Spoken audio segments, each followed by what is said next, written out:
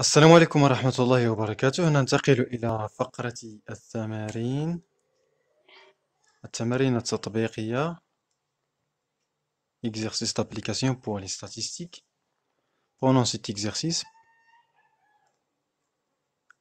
on a relevé pour 30 familles le nombre d'enfants par famille. وقمنا يعني مشينا لبعض العائلات وسولناهم، مشينا 30 عائلة سولناهم على العدد ديال الأطفال اللي عندهم، كل عائلة شحال من طفل عندها، وجاوبنا على كالتالي. مثلا العائلة الأولى عندها 5 الأطفال، العائلة الثانية ما عندها حتى شي طفل، العائلة الثالثة إلى غير ذلك، حتى نساليو هاد المتسلسلة الإحصائية. يعني عندنا هنا 30 قيمة، 30 عائلة عفوا، وكل عائلة عندها عدد الأطفال معين. بالنسبة للسؤال الأول، كونستغويغ لو طابلو دي زيفيكتيف كومولي اي دي فريكونس، يعني غادي نكونو واحد الجدول ديال الحصيص والحصيص المتراكم والتردد، وكذلك التردد، وكذلك البورسنتاج، يعني النسبة المئوية. السؤال الثاني، ديتيرميني لا مود دو سيري ستاتيستيك، يعني غادي نحددو المنوال ديال هاد المتسلسلة الإحصائية. السؤال الثالث، غادي نحسبو لا مويان دونفون باغ فامي، يعني شحال من المتوسط ديال عدد الأطفال لكل عائلة، يعني إلا مشينا عند عائلة كم عدد المتوسط ديال الأطفال اللي غادي يكون عندها غالبا.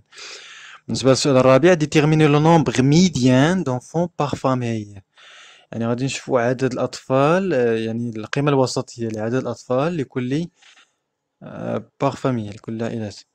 بالنسبة للسؤال الخامس، كومبيان دو فامي اون او بلوس 3 زونفون، كم من عائلة لديها او بلوس، ماذا يعني او بلوس؟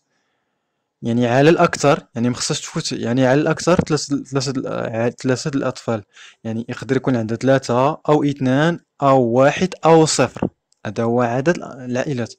ثم السؤال الثاني بي، كومبيان دو فامي اون او موان 3 زونفون، يعني كم عدد العائلات التي لها على الأقل 3 أطفال، يعني 3 4 5 فما فوق. ثم في هذه السكنة الإحصائية التي استجوبناها مثلا. ثم السؤال السادس، représenter cette série statistique par un diagramme en bâton، يعني سنقدم هذا الجدول الذي كونه سابقا على شكل مبيان بالعصي en bâton. وانتو شتو بعدا مبيان بالعصي في السنوات الماضية. إذا على بركة الله، إذا construire le tableau des effectifs cumulés et des fréquences. انت ما عندكش حتى فكرة على الجدول كيفاش غتكونو إلى غير ذلك. أولا كتشوف انت هنايا لا بوبولاسيون، شنو هي لا بوبولاسيون؟ هي مجموعة من العائلات، يعني 30 عائلة، يعني لو نومبر توتال هو 30 فامي، هذا هو عدد الساكنة الإحصائية، ليفيكتيف توتال. ماذا ندرس في العائلات؟ هل ندرس العائلات؟ لا، ندرس في العائلات عدد الأطفال. إذا دائما في الجدول ديما هذه الخانة الأولى تكون للميزة المدروسة، المدروسة الميزة المدروسة، اللي هو هنايا لو نومبر دونفون باغ فامي، لو نومبر دونفون باغ فامي، عدد الأطفال بالنسبة لكل عائلة. بالنسبة للخانة الثانية، يعني شحال من عائلة عندها مثلا هاد الطفل، شحال من عائلة، يعني غادي نديرو هنايا نومبر دو فامي، نومبر دو فامي، يعني عدد العائلات اللي كيكون عندهم هاد لو نومبر دونفون. وبالنسبة للخانة الثالثة نديرو هنا مثلا ليفيكتيف، هنايا النومبر دو فامي راه بحال ولا ليفيكتيف، راه كيلعب نفس الدور ديال ليفيكتيف. وهنايا بالنسبة للخانة الثالثة ليفيكتيف هنايا كيمولي، يعني الحصيص المتراكم. بالنسبة للخانة الرابعة نديرو هنا لا فريكونس هنايا لو بورسونتاج، يعني النسبة المئوية، لو بورسونتاج. غادي ندير هنايا مثلا بالنسبة لعدد عدد العائلات، إذا هنايا عدد الأطفال، إذا عدد الأطفال فهو قيم الميزة، والذي يتراوح بين صفر وماذا وسبعة.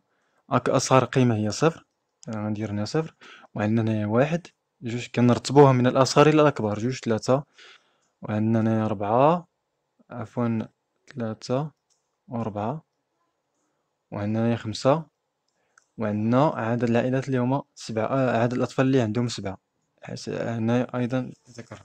إذا اللي كاين يحدد هاد قيم هادو كيتسموا لي موداليتي، هادو كيتسموا لي فالور دو كارactéristique ديال هاد لو كارactéristique étudié. Le caractère étudié هو le nombre d'enfants comme étant un caractère quantitatif رقمي. لو نومبر دونفون، يعني غادي نشوفوا هنايا عدد العائلات اللي ما عندهم حتى شي طفل، غادي نحسبوهم. كنمشيو لهنا في هذا الجدول هذا في هذا المتسلسل الاحصائيه، كنبداو بهادو اللي عنده صفر كنضربوا عليه، ها واحد، ها جوج، ها ثلاثة، ها ربعة، ها خمسة، ها ستة، كنحطو هنايا. عدد العائلات اللي عندهم واحد كنحسبوهم ايضا بنفس الطريقه حتى كنساليو.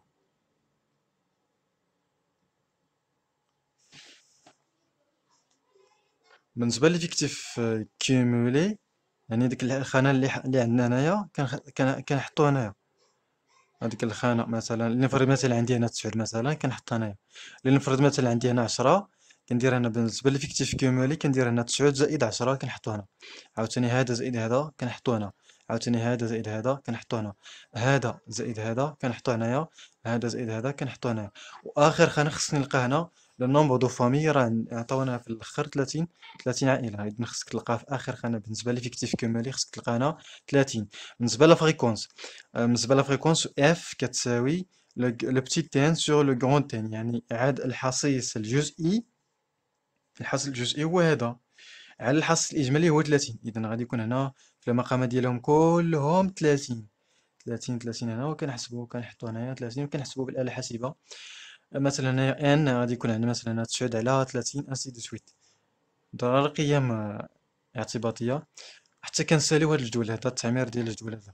من بعد بالنسبة للبورسونتاج، البورسونتاج مثلا لنفرض مثلا لقيتي مثلا هنا 0.13، اذا البورسونتاج هو كضرب هاد لا فريكونس لو بورسونتاج بي، البورسونتاج كيساوي اف فوا 100، اف فوا 100، يعني كنجيبو هاد لا فريكونس كنضربوها في 100، هادي كنضربوها في 100 وكتعطينا هادي فقط، وكنلصقو معاها لو بورسونتاج، لو سامبول دو بورسونتاج الى غير ذلك. إذا سنملأ هذا الجدول بما يناسب. إذا بعدما لقينا الجدول كما ينبغي، إذا بالنسبة للعائلات اللي عندهم صفر طفل عندنا 5، اللي عندهم طفل واحد عندنا 8، اللي عندهم طفلين عندنا 6، اللي عندهم 3 ديال الأطفال عندنا 4، اللي عندهم 4 ديال الأطفال عندنا 3 د العائلات، اللي عندهم 5 عندنا 3، اللي عندهم 7 عندنا 1. بالنسبة لفيكتيف كما قلنا كنجمع هذا مع هذا كيعطينا هذا 5 زائد 8 13، 13 زائد 6 هي 19، 19 زائد 4 هي 23، 23 زائد 3 هي 26، 26 زائد 3 كتعطينا 29، 29 زائد 1 هي 3 اللي هي آخر خانة اللي هي ليفيكتيف توتال، يعني الحصيل الإجمالي، يعني عدد العائلات اللي هو 30. بالنسبة للفريكونس كنقسمو هاد 5 على 30، 5 كنديرو لا فريكونس الأولى 5 على 30 كنحسبوها بالآلة الحاسبة كتعطينا 0.17، 13 على 30 هنايا، هنا 19 على 30، 23 على عفوا هذا كنديرو الحاصل الجزئي هذا 5 على 30، 8 على 30 كنحطو هنايا وكنحسبوها، 6 على 30، 4 على 30، 3 على 30، 3 على 30، 1 على 30، وكنحسبو كنحولوهم إلى قيم. من بعد بالنسبة للبورسونتاج كنجيبو هذا كنضربوه في 100، 0.17 في 100 كتعطينا 17%، يعني 17% من العائلات ما عندهمش حتى شي طفل. يعني الا خدينا 100 هاد البورسونتاج هذا راه مزيان بزاف حيت كيعطينا الاحتمالات، حيت مثلا خدينا دابا 30 عائله، واحد عينه من واحد الحي فيه 30 عائله، يعني دابا الا سقطناه على 100، خدينا دابا هذا سقطناه وقلنا بانه نفس الانتشار اللي كيكون بالنسبه مثلا حي اخر.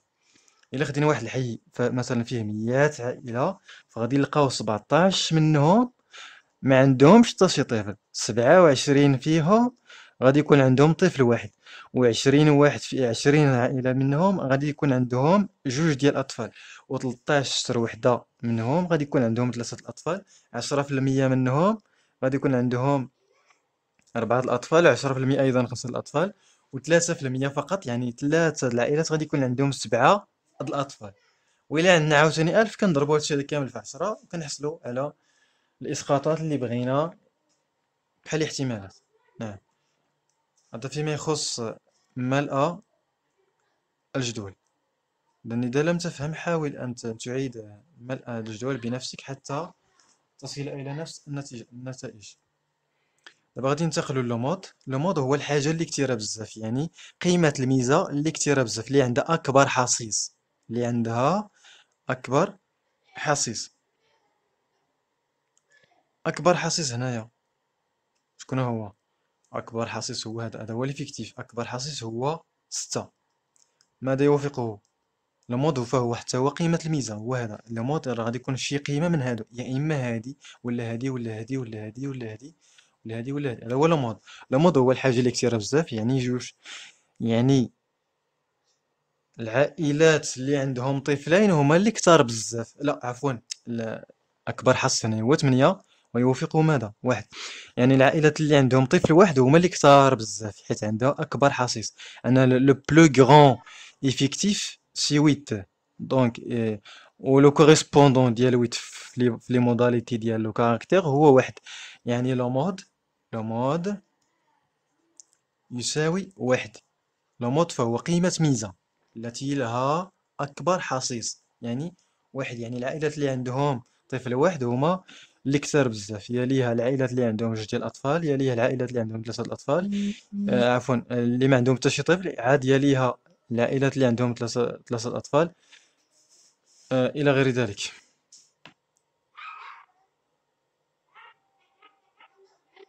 دابا غادي نشوفو بالنسبة لكالكولي النومبر موين دونفون باغ فامي. يعني غادي نشوفو هنا لا موين ام ماذا تساوي حسب التعريف. يعني ام كنمشيو لهنايا في هاد الخانات هادو، كنديرو 0.5 زائد 1 في 8 زائد 2 في 6 زائد 3 في 4 زائد 4 في 3 زائد 4 في 3 زائد 3 في 4 زائد 5 في 3 زائد 7 في 1 مقسم على الحصيص الإجمالي. إذا غنديرو هنا 0.5، نديرو هنا المقام هنايا هو 30. إذا 0.5 زائد 1 في 8 زائد 2 في 6 زائد 3 في 4 زائد 4 في 3 زائد 5 في 3 زائد 7 في 1 مقسم على 30. يعني ام كتساوي، ودابا غادي نحسبو. صفر في 5 فهي تساوي ماذا؟ فهي تساوي 5. 1 في 8 فهي تساوي 8. 2 في 6 فهي 12. 12 عفوا 12. 3 في 4 هي 12. 4 في 3 هي 12. إذن عندنا 8 زائد 12 زائد 12 زائد 12 زائد 5 في 3 هي كم؟ 15 زائد 7 في 1 هي 7 مقسم على ماذا؟ على 30. ثم نحسب، ومن ثم نحسب. إذن 8 زائد 12 هي 20 زائد 12. إذن عندنا 12. إذن النتيجة التي سنجدها هي 66 مقسومة على 30، وهو يساوي 2.2. 2.2. يعني متوسط عدد الأطفال بالنسبة لكل عائلة هو تقريبا 2. ما غاديش ناخدو 2.2.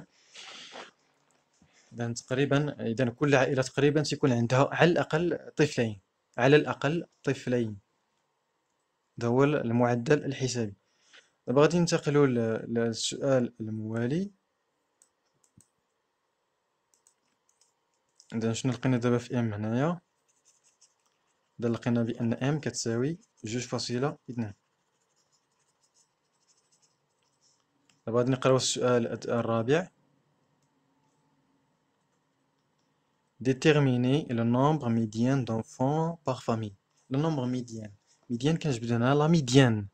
لا ميديان اشنو عقلتو في لا ميديان؟ عندنا دو ميثود باش نجبدو لا ميديان. ولا ميديان كيكون عنده علاقة بالحصيص المتراكم ليفيكتيف كومولي هنايا. اشنو كيعطينا لا ميديان؟ حنا لا ميديان كيعطينا النص ديال الساكنة الإحصائية. شنو عندها؟ النص يعني لو ميليو. شنو عندها على الأقل؟ شنو عندها؟ إذا باش كنحسبو كنمشيو للان لو كرون ان شحال كيساوي؟ ان كرون ان هو 30. يعني عدد الحصيص الإجمالي هو 30. كنقسمو ان هذا كنقسمو على جوج. ان مقسوم على جوج هو 30 على جوج اللي هو كيساوي 15. من بعد غادي نشوفو قيمة الميزة التي حصيصها المتراكم. أول قيمة ميزة حصيصها المتراكم أكبر مباشرة من نصف الحاصل الإجمالي. هنايا كنبداو من اليسار ديما من الأصغر إلى الأكبر، كنمشيو للحاصل المتراكم هو هذا. هل 5 أكبر من 15؟ لا، إذا ليس بلا ميديان. هل 13 أكبر من 15؟ لا. هل 19 أكبر من 15؟ نعم. إذا هذه أول خانة. ولكن 19 ماشي هي الحصيص، ماشي هي لا ميديان. لا ميديان هي اللي كتوافقها، هي هذه اللي كتكون ديما في الفوق، هي لي موداليتي لي فالور دو كاركتير.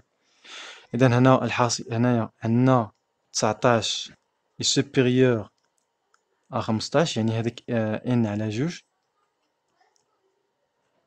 دونك لا ميديان شحال كتساوي؟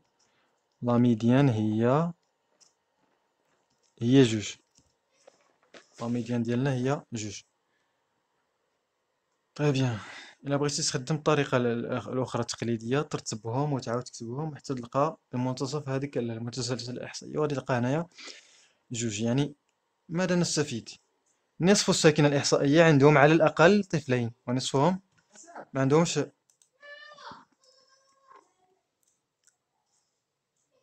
دونك لا ميديان إيكال أ دو. لا ميديان كتساوي 2.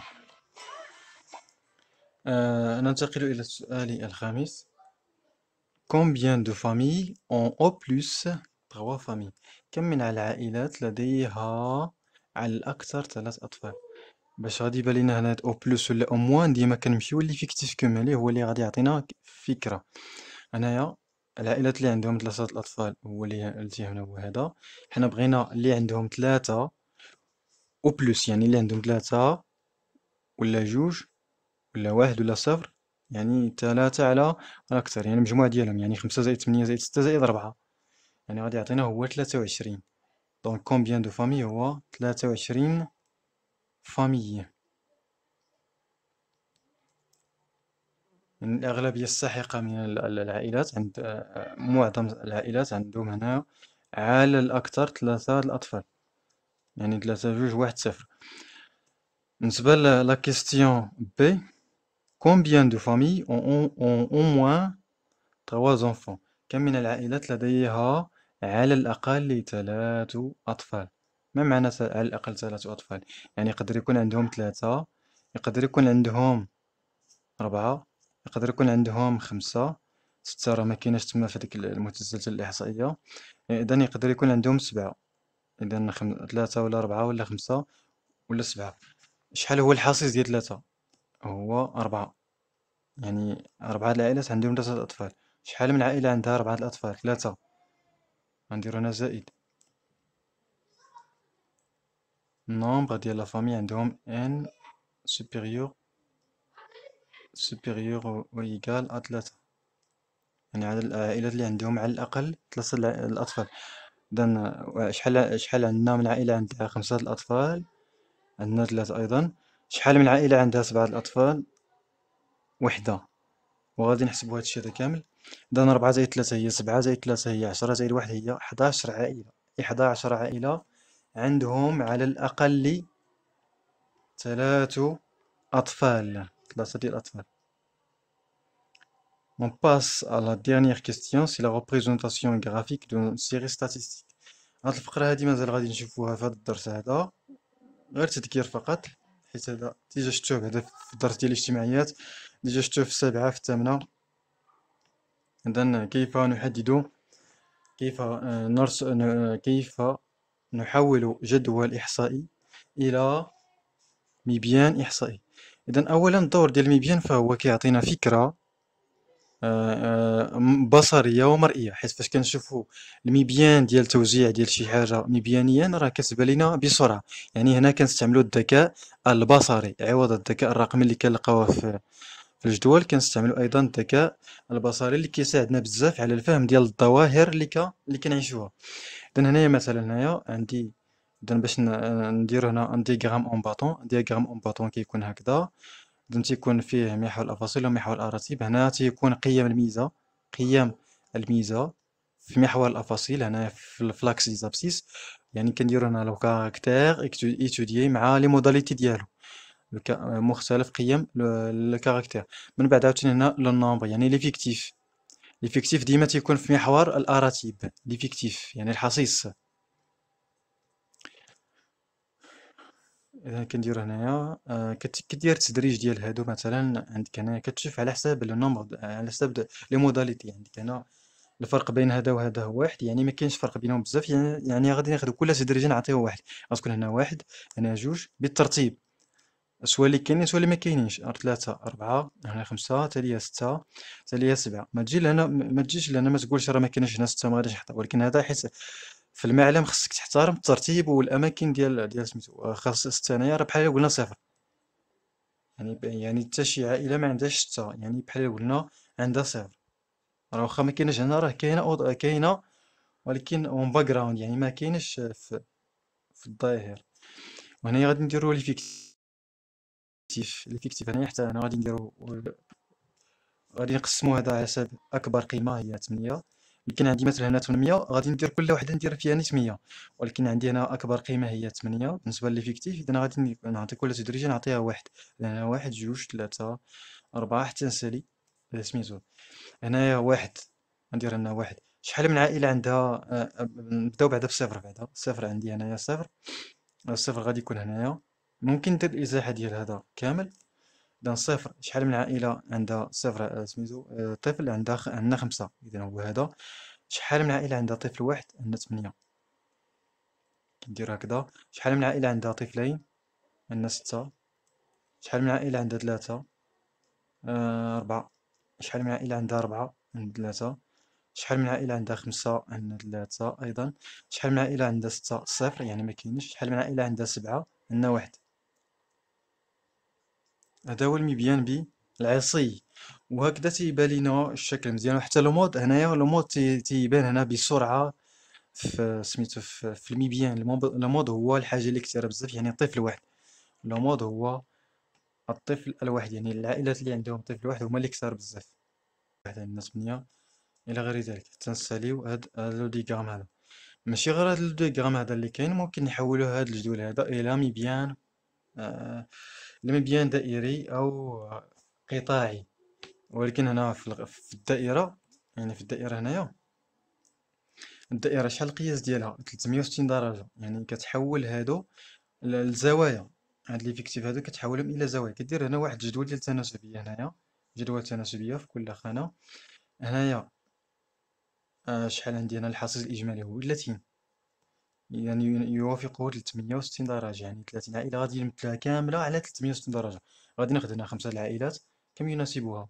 هنا كدير إكس، هنا كدير علاقة ثلاثية، يعني 360 في 5 مقسم على 30. أولا كدير هذاك باش تجيب هذيك الزاوية لونجل كتساوي، يعني هذاك ليفيكتيف، يعني كناخدو هذاك ليفيكتيف ديال لا موداليتي، لو بتيت ان فوا هذاك لو غران ان سور كوا، سور 360 درجة.